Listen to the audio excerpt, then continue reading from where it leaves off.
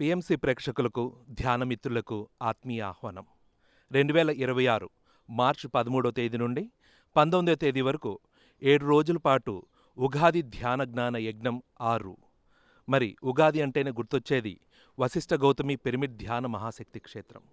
మరి ఉగాది ఉభయ గోదావరి జిల్లాల్లో గోదావరి నది తీరాన ఆహ్లాదకరమైన వాతావరణంలో 220x220 సైజులో అద్భుతమైన మెగా పిరమిడ్తో కింగ్స్ ఛాంబర్, క్రిస్టల్ ఛాంబర్, అలాగే శ్రీచక్ర ఛాంబర్తో సిద్ధమవుతోంది.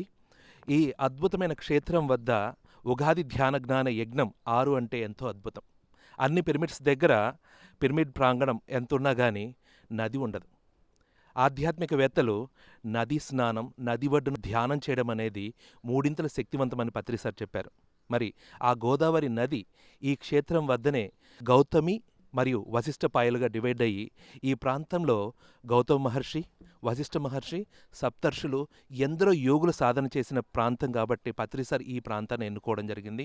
అటువంటి అద్భుతమైన స్థల విశిష్ట ఉన్న ఈ ప్రాంతంలో మహాక్షేత్రం మన పిరమిడ్ సొసైటీది వెల్లివిరియడం మనకు ఆనందకరం. పత్రి సార్ అన్నారు, రాబో కాలంలో ఇక్కడికి వచ్చి ధ్యానం చేయాలంటే ఎవరైనా సరే 6 నెలలు ముందే అపాయింట్మెంట్ తీసుకోవాలన్నారు.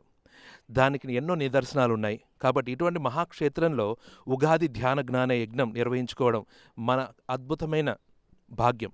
కాబట్టి ఇటువంటి ప్రాంతాల్లో వేలాది మందిగా కూర్చొని ఎప్పుడైతే ధ్యానం చేస్తామో, గురువుల సందేశాలు వింటామో, సజ్జన సాంగత్యం జరుగుతుందో దానివల్ల మన చైతన్యం అనంతంగా విస్తరిస్తుంది. కాబట్టి మన బంధుమిత్రులకి తెలిసిన వాళ్ళందరికీ ఈ విషయాన్ని తెలియజేసి ఆహ్వానించి తీసుకొని రండి.